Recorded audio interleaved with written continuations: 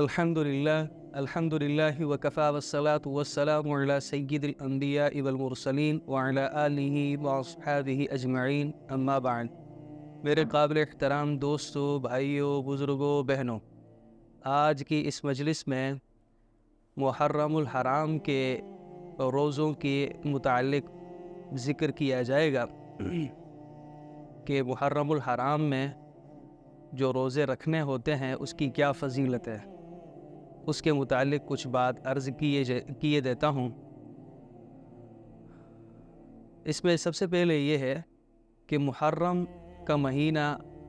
بہت احترام والا مہینہ ہے، عظمت والا مہینہ ہے، اور اس محرم کے مہینے میں حدیث پاک آتی ہے کہ جس شخص نے ایک روزہ رکھا اس کو ہر ایک روزے کے بدلے میں اسے 30 روزوں کے برابر ثواب ملے گا۔ یعنی ایک روزہ آپ نے رکھا تو ایک روزے کے بدلے میں آپ کو 30 روزوں کے برابر ثواب ملے گا۔ ایک فضیلت یہ ہے۔ دوسری فضیلت یہ ہے کہ آپ صلی اللہ علیہ وسلم نے ارشاد فرمایا کہ محرم کے عاشورہ کے دن روزہ رکھو، اور اس سے یہ ہوگا،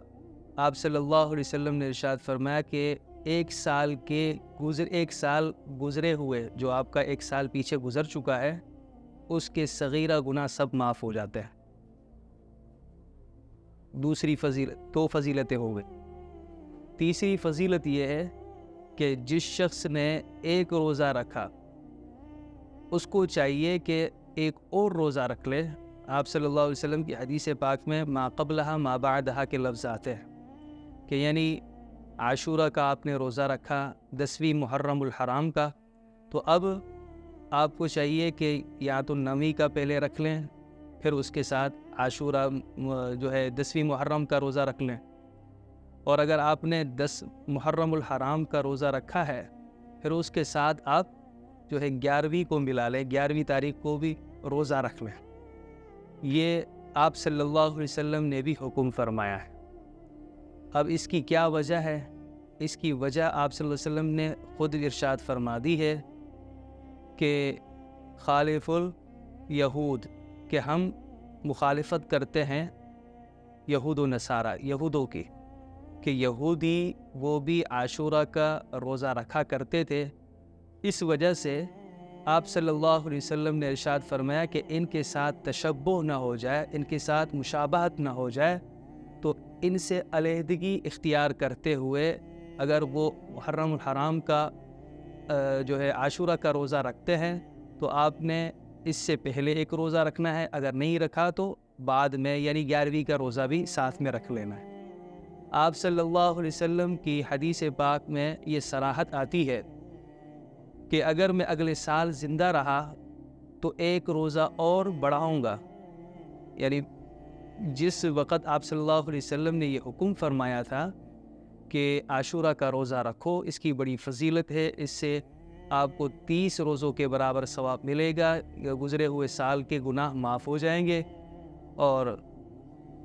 ایک اور حدیث میں آتا ہے کہ 2 سال کے گناہ بھی معاف ہو جاتے ہیں، صغیرہ گناہ۔ تو یعنی یہ جو عاشورہ کا روزہ ہے کہ آپ صلی اللہ علیہ وسلم نے جو صراحت فرمائی تھی کہ اگر میں زندہ رہا تو میں اگلے سال جو ہے 2 روزے رکھوں گا، تو آپ صلی اللہ علیہ وسلم کا وصال ہو چکا تھا، آپ صلی اللہ علیہ وسلم دنیا سے رحلت فرما گئے تھے، اس وجہ سے آپ کو وہ نوبت نہیں آئی تھی، تو صحابہ اکرام نے وہ حدیث سنی ہوئی تھی، پھر 2 روزے رکھنا شروع کر دیے تھے۔ یہ ہے روزوں کی فضیلت، یہ ہے روزوں کے متعلق کچھ بات، تاکہ ہمیں بھی کچھ صحیح معنی میں روزوں کی فضیلت معلوم ہو جائے، اور صحیح اعتبار سے جو ہے اس حدیث کی روشنی میں یہ باتیں ہمارے سامنے آ جائیں، روزے رکھنے میں ہمیں سہولت ہوگی اور آسانی ہوگی۔ اللہ جل شانہ ہم سب کو محرم کی برکات نصیب فرمائے اور اس کے ثمرات نصیب فرمائے اور اس کی عظمت کرنے والا بنائے۔ وآخر دعوانا الحمدللہ رب العالمین۔